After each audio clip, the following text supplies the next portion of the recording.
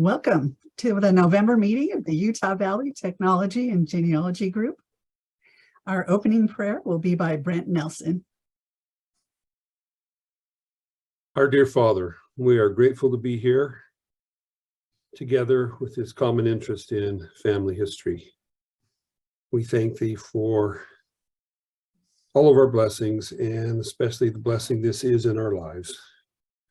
As we tie our families together through our research, we pray that Thy Spirit will be upon us, that we can learn from our excellent instructor today, and that we can leave and be more productive as we continue on with this great work. And we ask for these things in the name of Jesus Christ. Amen. Amen. Amen. Thank you, Brent. Brent helps with our computer stuff.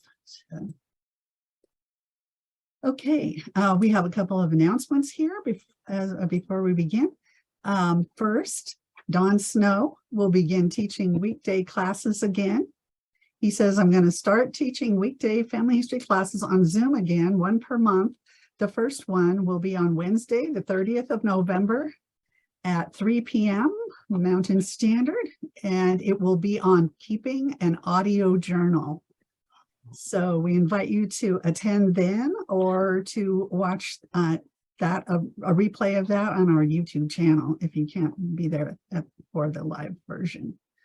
All right, the second thing I wanted to mention, this is in our newsletter, but not all of you get our newsletter. That's one of the advantages of being a member, is that this weekend, as often happens on a holiday weekend, there's free access to certain genealogy sites. So this time we have Fold 3 and Find My Past. And it's not just their military records, it's everything on their websites. And this they started on Thursday, and they will go through tomorrow night. In fact, Find My Past will actually go till 3 a.m. Monday morning. If you're on a hot streak, you can just keep going. Okay. And this week, MyHeritage published the complete 1950 census. They published that on November 9th. It's free to search. I think it's going to remain free to search. So just another announcement of something great. Our presenter today is Kathryn Grant, and we really appreciate her being here. Her main presentation is entitled Helping Others Learn to Love and Do Family History. So, and the description of that is, if you love family history, you probably want to help others get involved, but that can be easier said than done. So this presentation will give us ideas to help us engage others while avoiding roadblocks. I know that all of us who are genealogists really would like our family members to be interested, or oftentimes we're in the position of having people ask us to help them. And so maybe we need some new ideas of how to go about that in a more engaging fashion. Kathryn, her bio is this, that after years on the sidelines, and she kind of comes from a genealogy family, I know, she began doing family history and discovered that she loved it. I'm hoping my kids do that one of these days. Her specialty is helping new family historians find success and maybe even avoid some of the mistakes she's made. That's one of the things I love best about teaching, is I can tell people, don't do this, go straight to this, because, I've already paid the price to find out that was not worthwhile. Okay. She teaches Sunday classes and webinars for the BYU Family History Library, and she also presents at Riverton Saturday seminars and other family history events. Her column on family history ran in the Nauvoo Times for about a year, and it's still available online. And in addition, she's a regular contributor to the Family Search blog. So you should be subscribed to that. And if you do, you'll see her. Now, there's not a handout posted for this.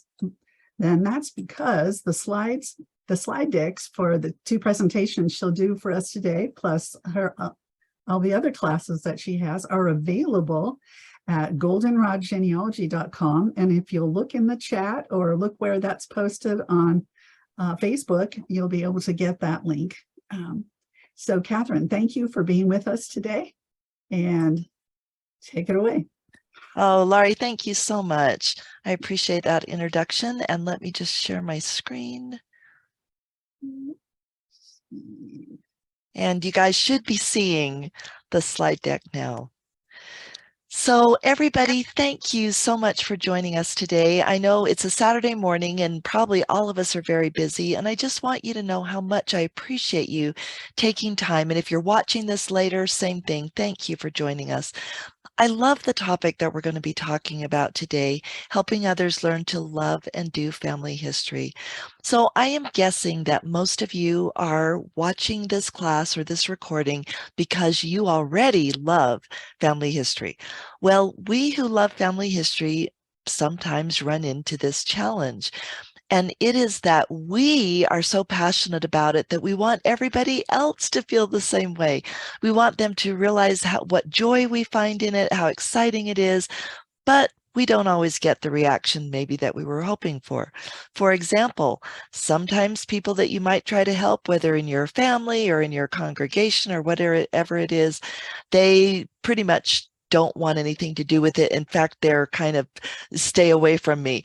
I had a little interesting experience, excuse me, along those lines when in the olden days, so I'm a member of the Church of Jesus Christ of Latter-day Saints, and I used to teach family history classes on Sundays during Sunday school when that was still a thing. Well, one day I was teaching the class and somebody accidentally came into our class. They didn't know what it was. And so they were looking around for something. And I said, "Oh, this is a family history class. Please come join us." You should have seen how fast they hightailed it out of there. They were like out of that door in 1 second flat. It was pretty obvious. They're like, no, I don't want anything to do with family history. Another reaction that we sometimes get is that people are bored. We start, sharing some amazing experience we've had or a record that was hard to find that we finally found, and we see people just their eyes kind of glaze over. And for whatever reason, they have the misconception that family history is boring, and it's hard to get past that. Another problem that we might encounter is talking to people that they would have been glad to do family history, but they've maybe had bad experiences in the past. And so they feel like, oh, I tried it once. It was horrible. It caused me so much angst. And I just don't have the confidence that I can do it. I really, frankly, don't even want to try. Then there's the group of people, we could call them golden people, that really want to learn to do family history. Well, our goal today in the class is to increase the number of people who have this reaction instead of any of the other reactions that we've talked about. So here's what we'll be talking about in the class today, a little overview. When teaching others about family history, there are things that don't work so well, and we're just going to briefly review some of those and why they don't work. And then there are things that work better. Excuse me. And we will both be talking about principles and some practical ideas. And I think both of those are important because if we learn correct principles, then we can apply them in a number of situations, but then also it's helpful to get some practical ideas. They may spark ideas for you. So what are some things that don't work so well and why don't they work? The first one on the list is guilt. Now, this used to be more of a thing in family history. It was assumed that if you made people feel bad enough, they would get involved. Guilt can be a good not good, but it can be a short-term motivator. But to be honest, sooner or later, guilt is likely to elicit resentment and resistance. I think most of us don't try to send people on guilt trips purposely, but if we're not careful, we can do it unintentionally. So that's why I decided to mention this, even though the culture of family history as a whole, I believe, has shifted away from this in recent years. Sometimes we can still unintentionally try to send people on guilt trips. So we need to be really careful because guilt will drive somebody away faster than just about anything else. Another one, this actually surprised me when I started teaching family history at the BYU Family History Library. Oh gosh, it was around 2012, 2014, something like that. Excuse me, got this little nagging cough I'm having a hard time getting rid of. Anyway, one strategy that people think will work that doesn't work as well as you might think is depending on motivation as the key. And by motivation, I mean trying to fire people up with tear-jerking stories or quotes that just tell you, if you don't do family history, you're going to be sorry. So you'll hope, I guess that's more of a guilt thing, but you know what I mean, where we're trying to motivate people with all these stories and quotes and everything, and trying to get them to see how wonderful family history is, because we believe that if they see how wonderful it is, they will want to get involved. Well, motivation inspires people initially, but frankly, it's not enough. The way I discovered that is that when I started teaching my classes, I would give out a survey at the end asking for feedback. What did you like that I should keep doing? What didn't you like that I should change? And one student, and I later found out that his feeling was shared by other students. One student, bless his heart, had the courage to write back in the survey and said, I know that you're trying to help motivate us, but I would have had to have been living under a rock for the last, however many years to not already know how important family history is, especially in the Church of Jesus Christ of Latter-day Saints. Gets a lot of emphasis. So he said, I didn't need to be motivated. What I needed were practical skills. So in my lesson, I had spent probably half of it on all these motivational quotes with the misconception that people just need to be motivated and then they'll be fine. And it turns out that's not true. They need motivation. In my mind, is kind of like spice when we're cooking. A little bit goes a long way. And yes, some motivational quotes and stories are wonderful. But if we think that they're going to engage people in family history, it for me at least, it hasn't worked. People need skills as well. So the trouble with motivation is it's difficult for people to translate that into action on their specific family lines. And in the end, it can actually be more discouraging because they hear these motivational quotes and stories, they feel the spirit, they know they need to do family history, they get home and sit down at the computer and they go, now what? I don't even have a clue where I go from here. And that's a horrible feeling, to feel stuck, to know that you should be doing something and yet not to feel empowered to do it. So use motivation sparingly and like spice in food so that it gives just the right amount of flavor, but don't just rely on motivation to get people involved. Another problem is lengthy or non-practical instruction. Again, I think we're less likely to do that nowadays than we were in the past, but we used to have like 16-week Sunday school courses, or in my mom's day, 2-year courses of this long, detailed instruction that the assumption was people needed to complete it all before they could even do family history. The trouble with that is that can be really overwhelming, especially if you spend a long time just hearing instead of doing. And it can honestly be boring if it isn't relevant to your particular situation. A problem that I'm seeing more nowadays, now that we don't see so much the long instruction and stuff, is what we might call a random approach.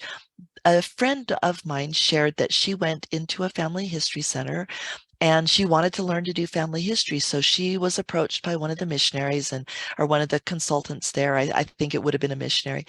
And so my friend said, yeah, I'm here to, I don't know much about family history, but I'm here to learn to do it. So I'd love any help you can give me. And the person at the center said, well, here, let's get you sit down at this computer. Let's get you signed on to Family Search and then just poke around in your tree and see what you find. Well, my friend came away from that experience. She did it. She poked around in her tree, and then she actually contacted me because she knew I loved family history, and she explained what happened and said, it didn't really help. I didn't know what to do. And I was afraid I was going to make mistakes and so forth.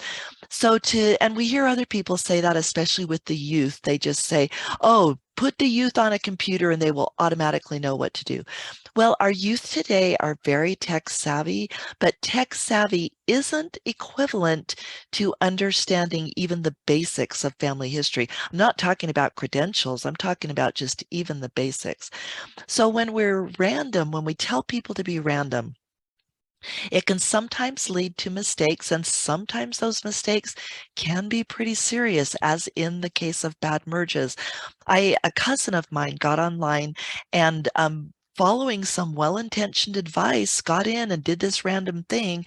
And this cousin and a few other people, because I saw the usernames in Family Tree, did about 30 bad merges on one of our lines and just mangled the family. And I know it wasn't intentional, but this type of thing is more likely to happen when we just tell people, oh, get on and do whatever, this random approach. The random approach tends not to build skills because it is random. And it also doesn't invite long-term involvement. It invites dabbling. And then people get to the point where they're kind of bored with it and say, oh, I don't know where to go from here. So I guess I've done some family history. So the random approach does not work nearly as well as an intentional focused approach. And then finally, this is another one that I see a lot, and I'm betting that a lot of you who are either watching live or listening later, you've experienced this as well, where well-meaning people dumb down family history or teach people to cut corners. And the reason they do this is it's well-intentioned. They think that people are going to think that family history is too hard if they tell the truth. So they actually intentionally present it in a misleading way to make people think that it's easier than it is for the sake of getting them involved. The trouble is, it's based on false assumptions. For many years, actually, family history before the internet was a lot more challenging. So a lot of people didn't get involved if it meant that they had to make a trip to the Salt Lake Library or scroll through, pages and pages of census records on microfilm or whatever. But unfortunately, the assumption that people were put off by family history transferred into the digital age unnecessarily. And some well-meaning people think that people still are unwilling or unable to do family history unless you dumb it down, which simply isn't true. In my experience as a consultant and teacher, I've probably over the last decade or so, since I've been teaching and working as a consultant.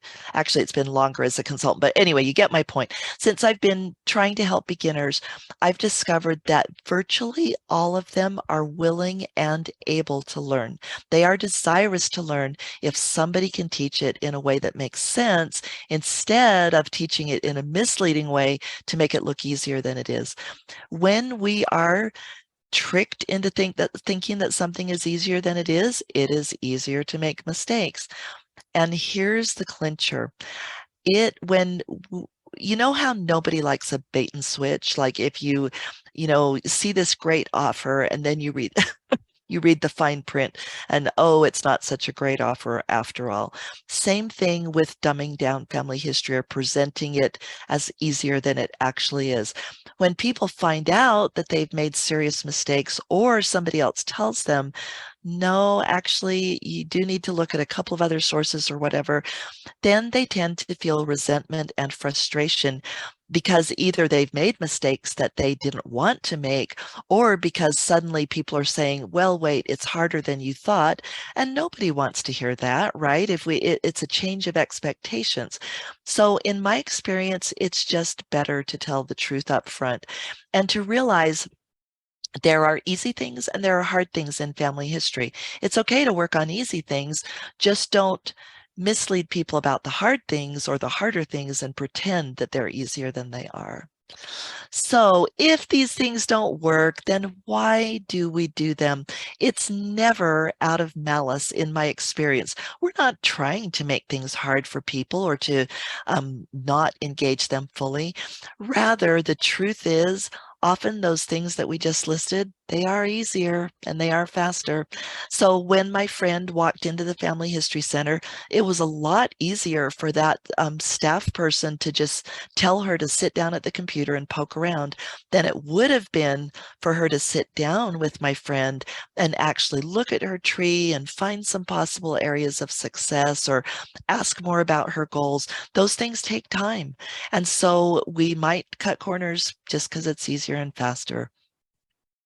Also, I think a lot of times we don't think about the long-term results, such as the resentment people feel when they've been misled to think that things are easier than they are, and then they find out the truth. And frankly, sometimes we just don't know what else to do. And so that's the hope in this class, that will give you some tools that will help you get beyond these things that are either partially effective or just really not too effective, onto other things that are a lot more effective. So let's talk about, if these things don't work, then what does? Things that work better. And I need a little drink here of water. Okay. When we help others with family history, I think one of the keys to remember that will help us be successful when we help others is that we're teachers. Really, that is the bottom line. We are teachers. We might teach in groups, we might teach individuals, but really, as teachers, our goal is to empower others to succeed. We do this by offering learning experiences that have these three components.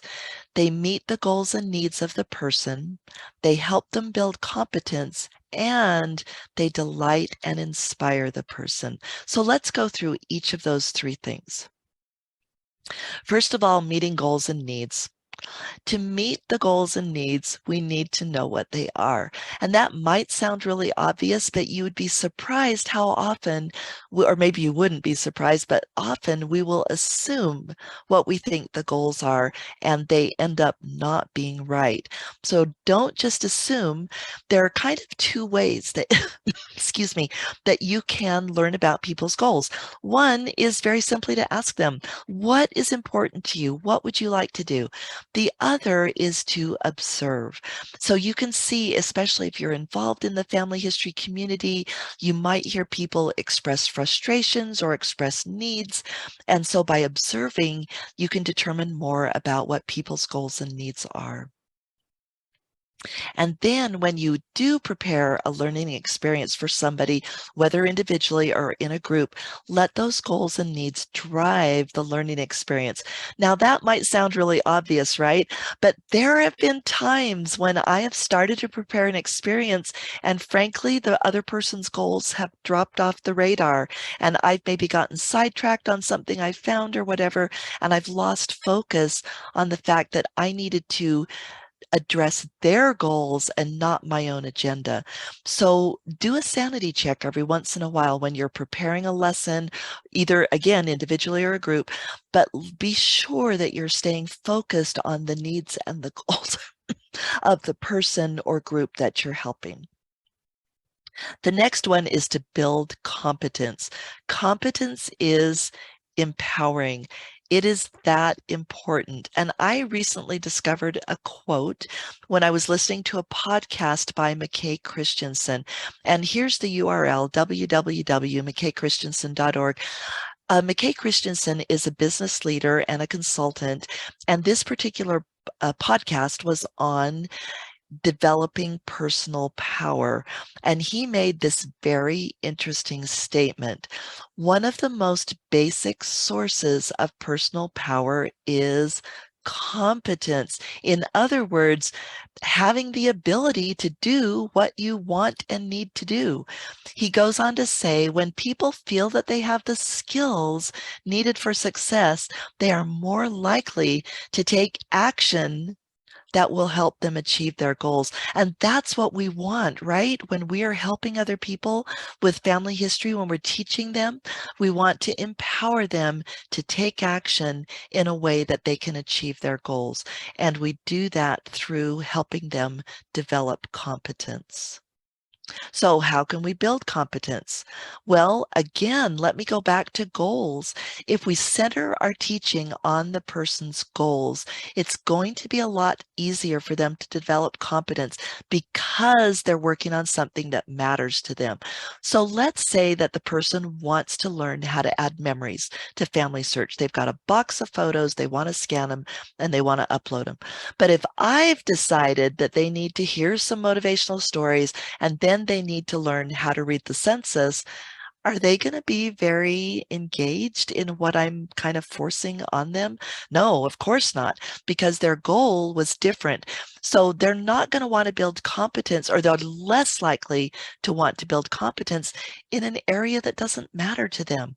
So focus, first of all, on their goals and their needs. And then let's walk through 5 quick things that will help build competence in other people. And this actually works. You can apply these principles outside family history as well. The first one is to build your own competence. And there's 2 reasons for that. One is obviously that you can help somebody better if you have a level of competence. But the other is that as you build your competence, you will be in a better position to relate to them building their competence. I hope that those of us who have some experience never forget what it was like when we were at the beginning trying to build our competence. And then we can relate to what other people are going through, be empathetic with them, and teach them in a way that will help them go up that slope that sometimes is a little bit steep. But if we have empathy for them and provide appropriate guidance, it's going to do a lot towards developing their competence. Another is that people will remember part of what they hear, more of what they see, but a lot more of what they do. So as teachers, we want to do everything we can to provide hands-on experiences where people actually are engaged in doing things rather than just hearing about them or watching them. Another thing is to start at the right level for that person. Now, this is different than doing a bait and switch or misleading people where you present something as being easier than it actually is. What I'm talking about is acknowledging that some things are hard in family history and some things are easy, and there's nothing wrong with starting with the easy things, depending on the person's level. So start at the right level for them, and then gradually, as you build competence, you can help them keep moving to higher and higher levels. The next one, so important, to explain clearly and simply and to include context. An example of this is that a lot of us who have been doing family history for many years, the census has become second nature to us. We know what an enumerator is. We know what a district is. We understand that censuses were taken periodically, every 10 years in a lot of countries, et cetera, et cetera. But to a new person who's never looked at a census and doesn't even really know what it is, like they don't even have the conception that it's a count of a population. If we start, dashing right away into enumerators and districts, excuse me a minute, and all these things that are second nature to us, but wouldn't be to a beginner, they're going to be lost, and they're going to either think that they're stupid or they're going to think that they can't get this because they see you as the expert and they figure you know what you're talking about. And if it's not clear to them, they're more likely to put the blame on themselves for not understanding than on the other person for maybe not explaining clearly.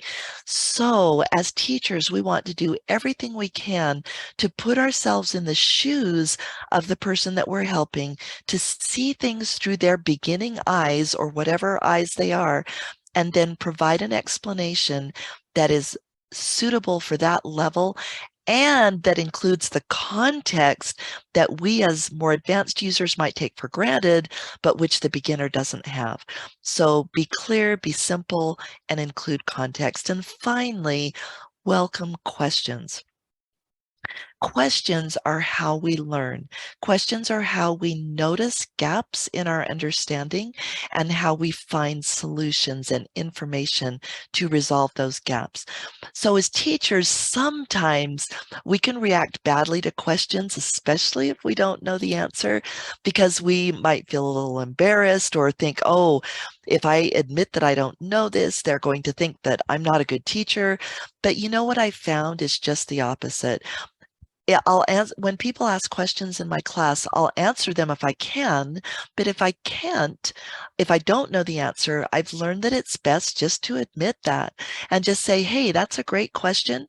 I do not know the answer, but I'd be very happy to try and find that out for you and let you know. Or sometimes I will invite other students in the class and just say, hey, I don't know the answer to that. Does anybody know it?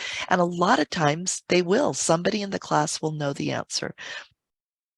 So my point here is that there's no reason to be afraid of questions or to avoid them, but instead welcome them and let people know that you are very glad for them to ask questions.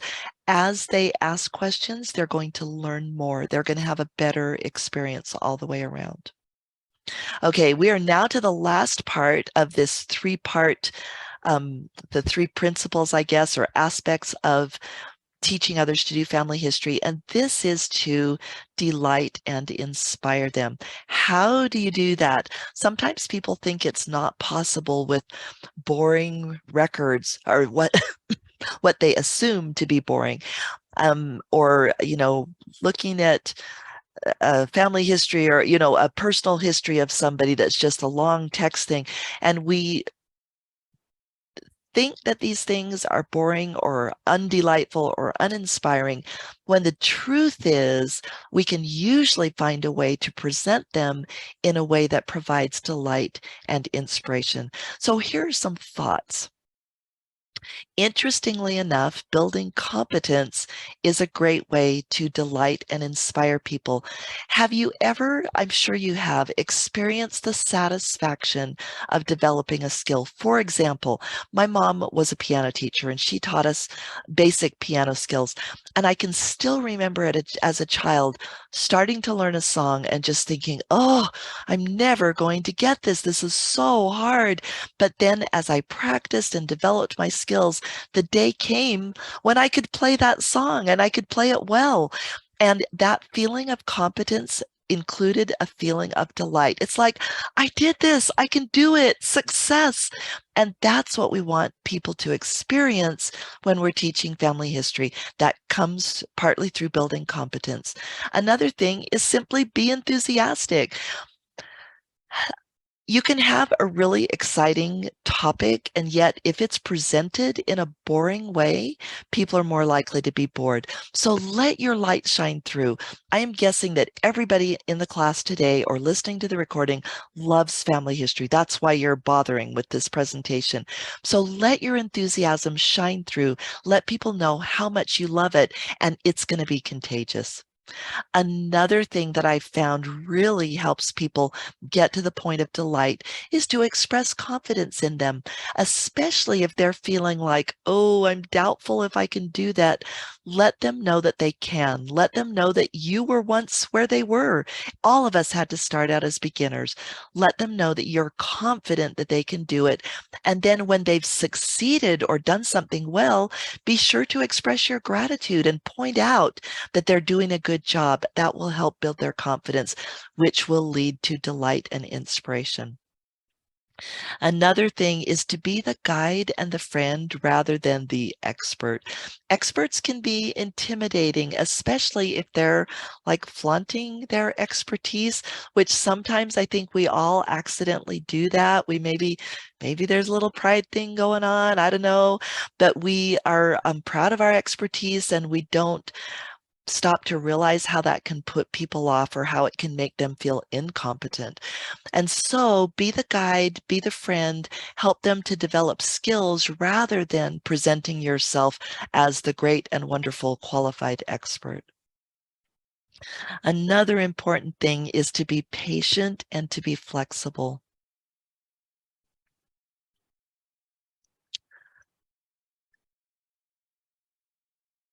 By patience, let me explain one thing that I mean by that. When we know how to do something on, say, a family history website like Ancestry or Family Search, it can be honestly a little painful to sit back and watch another person struggle with it.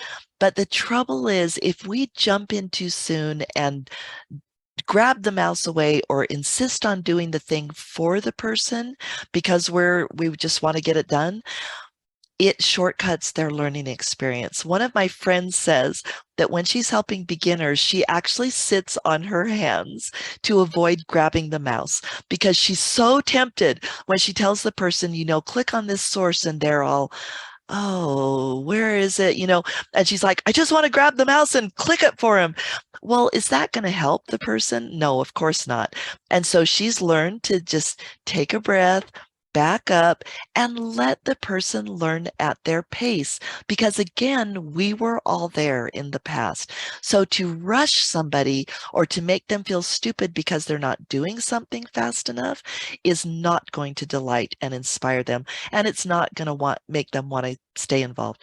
Another thing is to be flexible. Sometimes I will prepare a learning experience that meets somebody's goals, but we'll get in there and they'll see something in the census or on the screen and they'll go, wait a second, what's this occupation? Or why are they living in this location when before they were living in this other place, or whatever it might be? A teacher can do one of two things at this point. They can say, oh, you're getting me off my lesson plan. We're not going to go down this rabbit hole. Or they can say, yeah, since you're interested in this, well, they can think, since the person's interested in this, yes, let's pursue this. Let's do something that they are asking to do. So if we are patient and flexible, we are going to provide experiences that are much more likely to delight and inspire people. And finally, be respectful of time. So as family historians, sometimes we can go on and on for hours, right? Because we're so excited about what we're doing or what we're learning or what we want to share. But that can fire hose people, especially people who are just starting to learn. So I will usually ask people, how much time do you have? Well, in a group setting, it's usually set, right? We have an hour for this presentation. But in a personal setting, that's when we tend most to go over, honestly, is suddenly, we've been there for 3 hours and the poor person's dozing off. In an individual setting, I will just ask people, how much time would you like to spend tonight? And usually they'll say an hour. That just seems to be the common time. So when the hour comes up, then I say I'm going to go. I just say, thank you for your time. And we've reached our hour. Once in a while, they'll ask me to stay. They'll say, oh, we're on a roll here. Do you have more time? I'd love to go for another half hour, whatever. In that case, of course, I'll stay. But otherwise, I just say, thank you so much. And we schedule another appointment if they want one, but I try to be really careful to end on time. And it makes it that much more likely that they're going to want to meet with me again because they know I'll be respectful of their time.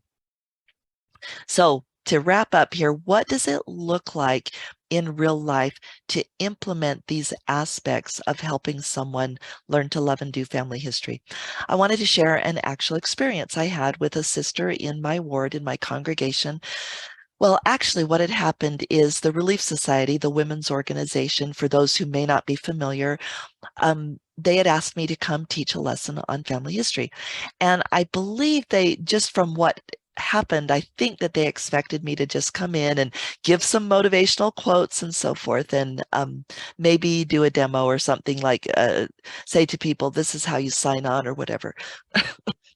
And instead, the feeling that I got was that I ought to actually do a discovery experience with someone in the class. So a sister named Jody agreed, thank goodness, to do this. And so on the day of class, well, before class, I asked Jody what her goals were. And she had two. She said, I'm at the beginning of doing family history, and so I'd like to get more familiar with Family Search. I just kind of like to know my way around and kind of know some of the basic functions so that I feel like I can at least find my way.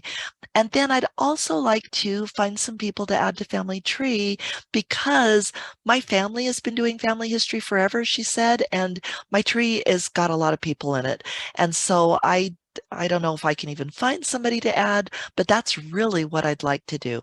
So I went armed with that knowledge, I prepared a lesson plan, a discovery experience that would meet those two goals.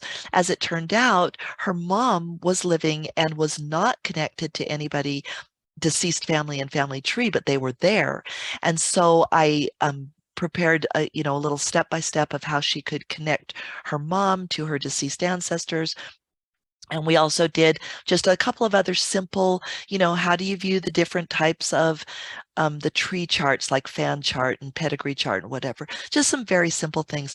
And then I did find a place on her tree where people were missing and there was a family that could be added. So that was the preparation I did. On Sunday, I had asked her to bring her laptop. So on Sunday, we went into the Relief Society room and we sat at the table at the front of the room, and we had the big screen monitor off to the left. So we were facing the class and the monitor was facing the class. We cabled her laptop to the monitor so everybody could easily see what we were doing.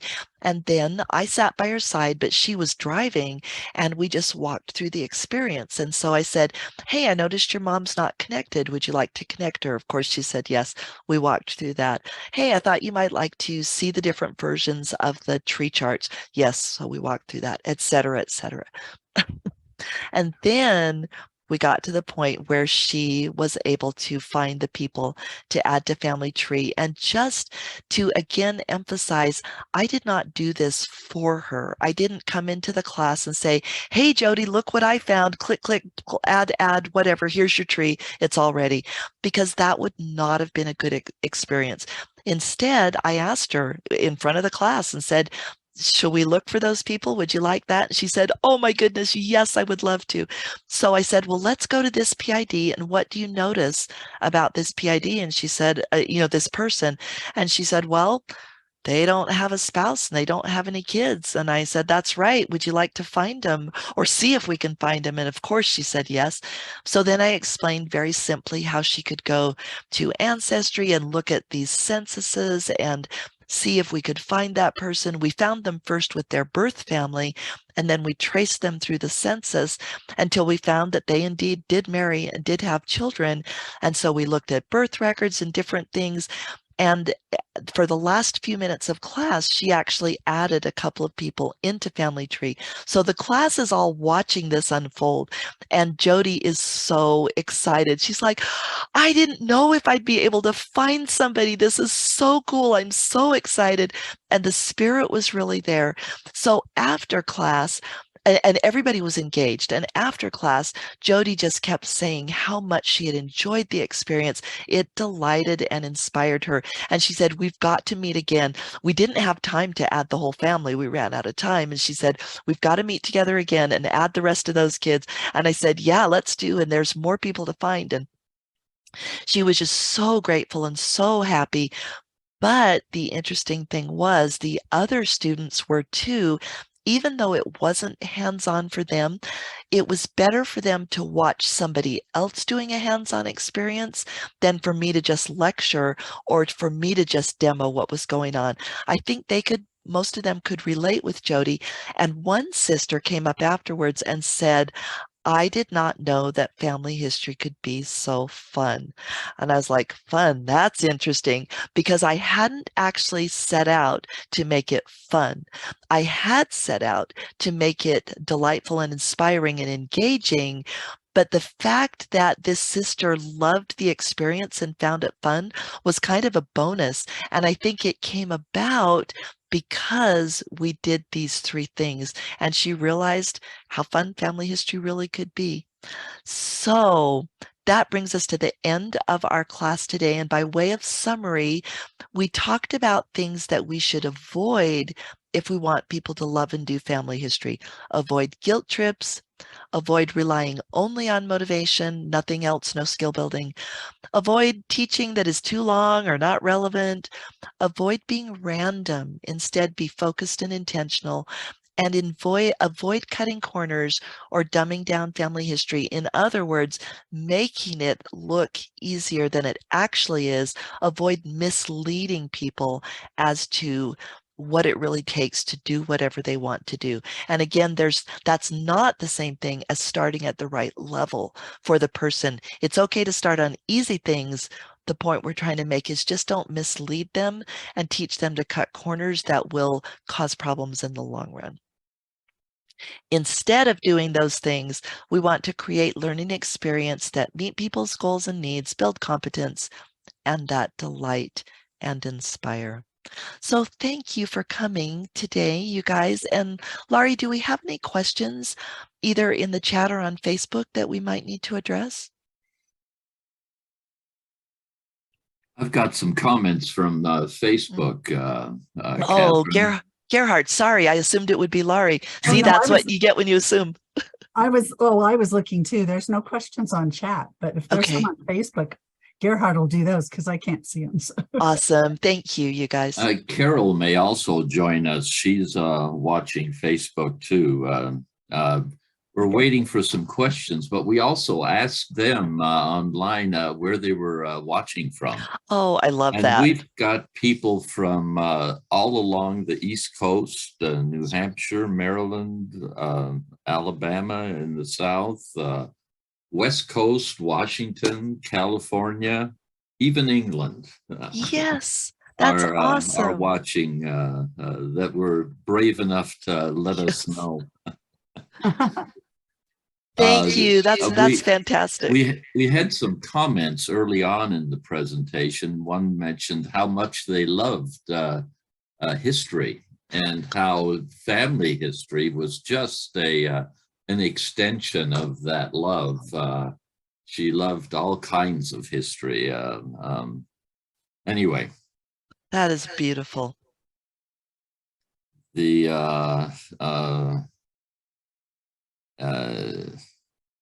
Yeah, that was a comment from Justin. Said he just loves United States history, and so he was very young when he got involved in family history. That's awesome. Now that I hear the name, I think I know who you are, Justin, and thank you for sharing that. Yeah, history can be absolutely fascinating. So, you know, I've noted too, and for myself, at least when I've done my own family history, I have one line that ended up being Waldensians in the border between France and Italy. Wow. And it was fascinating learning about the Huguenots and the Waldensians and the other groups that had grown up there in and what happened to them, because the history gave so much more meaning to what my ancestors were experiencing. Absolutely. For me, it's been the opposite. Family history has increased my appreciation for history in general. That is interesting. I love that. You know, I had an experience with that just the other day. I was researching a family in England and found that a couple of the boys had ended up in Canada, and they had actually traveled alone when they were very young. Like one was, I think, 6, if I remember right. The other might have been 8, or maybe it was 8 and 12, but it was still relatively young. Come to find out that they had gone to Canada as part of a program that was being done in England at that time, where children of indigent families were sent to other countries in the hope that they would have a better life. I did not even know that there was such a thing. Oh shoot, I want to say it was called the British Children's something. Oh, I can't even remember now. But anyway, I didn't even know about that particular program, that it existed. And it was so interesting to learn that that's how these young boys left their home at a very young age and made a completely different country their new home. And and I could trace them. They lived in Canada, as far as I could tell, for the rest of their lives. So what a life-changing thing, right? Just very Amen. interesting. Wow. There are some books written about their experiences that I've read that are very interesting to come by. Wow. Do you remember the actual name of the program? It's the Uh, British Home I, something or something like that. I don't remember. Okay, I don't either. I just wondered if you might, but yeah, fascinating part of our history. Let's see what other questions there might be. I did get a question here. They were again asking if this was being recorded, and we can assure people that it is recorded. And for anyone watching this or wants to excite somebody else about it, you can go back to the Facebook page, to the list of videos for this channel, and watch it. We keep our monthly meeting presentations online for a couple of months, and then we remove them. We want people to become members of the group, for we have a website where you can go back and see hundreds of our past presentations over the since we started recording. We've been running these classes for over a quarter of a century. What are we in, year 34 right now, Laurie? Oh. And Gerhard, do you want to make a comment about how reasonable the membership fee is? I was shocked at how low it was. And Well, it's so also expensive. It's $15 for you and a year. your spouse, if you want, can join for the same. Make it a couple registration instead of an individual one. When I found out what a great deal it was, I was like, I'm there. So I'm not trying to like sell you on it necessarily. I'm just sharing my experience that it is well worth the value. You get a monthly newsletter that is chock full of tips and tricks and people's experiences. In my mind, I'm getting way more value than the $15 that I paid. So Well, for what that's worth. we appreciate that. We do put a lot of effort into our newsletter. It's about 30 pages a month. And I did look it up, Kathryn. It's called the British Home Children. Thank you. Yeah. British Home Children Program or whatever. I don't know if program's the right word, but British Home Children. So yeah, they took indigent children and offered them what they hoped was a better life in another country. They sent us to Australia and Canada and, several of the places that Britain wasn't still in charge of at that time. It was, yeah. I think it ended in the 30s from what I gathered, or something like that. It was interesting. It started in the 1860s or 70s. So it was. So it went for a while then. I didn't know it was so long. Yeah, well, that's what I got from looking at. Kathryn, Linda online knew that it involved about 30,000 children. Wow, that's a huge amount when you think of the logistics of getting those children to other countries. That's amazing. Linda, thank you for sharing that. And the families for finding them to live with. Exactly. Linda mentioned she had done some work for them in New Hampshire. Oh. We're getting a lot of wonderful presentation comments, and thank you, Kathryn. Thank you. And more people talking about where they're from: California, Idaho, all over Utah. Cool. Love it. So glad you can join us. I'm so glad we're doing this remotely because it enables people to participate that couldn't otherwise. If we just held it in a brick and mortar building, only people who live within a reasonable travel distance can come. This is so awesome. We get some additional comments from Lily about the British home children. She Oh. says they were boys and girls from the UK who were relocated to British dominions and colonies in other parts of the world. They That were makes sent to sense. places like Canada, Australia, New Zealand Zealand, and South South Africa. Africa, Uh-huh. in the Wow. belief that these children would have more opportunities there. That's the result of a Google search that she did. Yeah, it's Very actually cool. a nice Wikipedia article on it, just called Home Children. Oh, awesome. So, And yeah. doesn't this give more richness to the story of those children? You know, it's one thing to say, okay, at 12 years old, he went from England to Canada. But to know why and to know the background and everything, it just, I don't know, it adds texture and richness to the story of those children. And it lets us imagine what that would have been like. I mean, seriously, can you imagine as an 8-year-old or a 12-year-old to leave everything that's familiar to you and go to a new country alone, not with your family, but just they put you on a boat and you know, you probably have a guide. I'm guessing, I'm hoping that there's somebody like from the British Home Children program that makes sure that there's someone to watch over that child while they travel, but still it's not your family and you're leaving everything that's familiar to you. Yeah. Wow. Yeah, you don't know that you'll ever see them again. Right, especially in those days. You know, it wasn't like you just hop on a plane and travel across the ocean.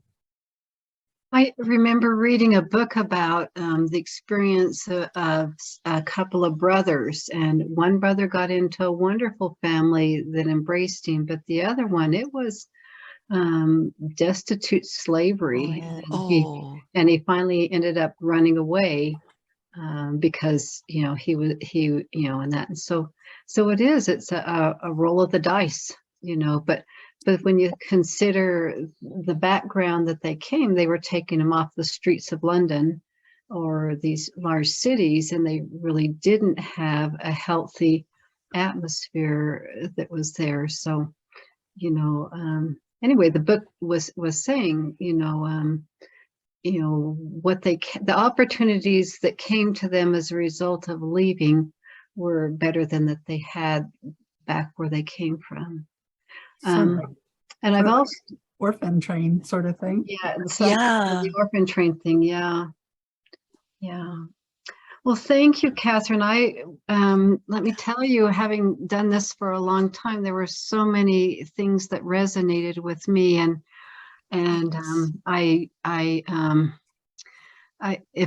if there was a beginner consultant, I loved your one about sitting on your hands, and because so many beginners, you feel so inadequate, and so you don't give the other person the opportunity to look at their tree, digest their tree, and be able to see where they need to go, and that's that counting to 10, sitting on your thing, allowing them to experience the experience is a skill. It is. That has to be learned, and it's a skill as much as the experience of even knowing yourself where to go or what might happen. So I agree. thank you for that. That was a beautiful presentation. Thank you. Kathryn, this is Rayanne Mielek. Can I piggyback? Oh, hi, on Rayanne. Hi there. Can I piggyback on Marilyn's comments? Go for it. I have found too that people that I have worked with, some of them that have somebody has done everything for them because they didn't sit on their hands. That expectation is there. And sometimes it's really hard to change their expectation because they think, I can't do this, because that's kind of what they learned is, oh, well, maybe somebody should just do it for me because I don't know how to do it, and maybe I can't learn. So yeah, I'm not capable. I'm not capable. So I think it's really good. And I truthfully will tell you, I've sat on my hands before. So It's That's definitely awesome. it's a good thing to do. I love it. So you don't grab the monitor, the mouse or that. Yeah, just And it is frustrating. I loved your example of the expectation of the Relief Society versus what you gave them. So often, I remember it was with Dee Dee at the Family History Library at BYU, and this cute little BYU says, "Oh, we have a group that want to come and we want you to show them how family history is fun and easy." And Dee Dee, who's approaching 100, says it ain't fun and it ain't easy. And the gal just kind of gasped, and you could see her not knowing if she wanted to sign up for this group to come or not. And I just laughed and laughed, because I thought, that's really what we need to do, is to be able to say, you know what, don't bring them in with unrealistic expectations. right. It is real, and there are hard parts. there are hard There are. parts. And And we had to switch to the Family Search Family Tree because it was so much easier than our previous system. And it's not. It's far more complex. it is complex. And in some parts it's overly complex, and so we have to find a way to show that it can be done. Yes. But also we have to gear it to the person's level. And I still remember a sister that came in, and she would henpeck indexing one session, and we had to have a consultant sit with her. Oh, so when you say henpeck, you mean it was hard and laborious for her? Is that? It was, yeah. Gotcha. And so you basically were going with her through every word, and then at the end of the session, she would just have this wonderful sigh of relief, and then she would get up and leave. But because she came every single week, it was a special experience for us as consultants, because we knew that we were helping her on this to gratify the desire of her to follow what she had been asked to do, and it was just precious. I love that. Yeah. Laurie, you want to go ahead and terminate this? Yeah. Yes. I guess we should, because we need to get on to the next presentation, which I think is going to take us further down this path. And so I'm excited about that. But thanks for everybody's comments, and for Kathryn taking the time to teach us and remind us of some ways that we can be more successful in our efforts to help other people experience the joy and feeling of accomplishment that we experience ourselves when we work on these things. So thank you very much. You're welcome. And we are going to, those who are on Zoom can just hang on Zoom. Those who are watching us via the Facebook, you will end this session, and then we'll be starting again in about 5 minutes. So end your session and then just come back on, and we'll still be here. Thank you very much. And remember, everybody, I think we have up still on the chat and up on Facebook, where Kathryn's presentation, her slide decks are available at goldenrodgenealogy.com. And that was really nice, because I was able to relax and listen and not try to take a million notes today. So that I appreciate that. And we'll see everybody shortly.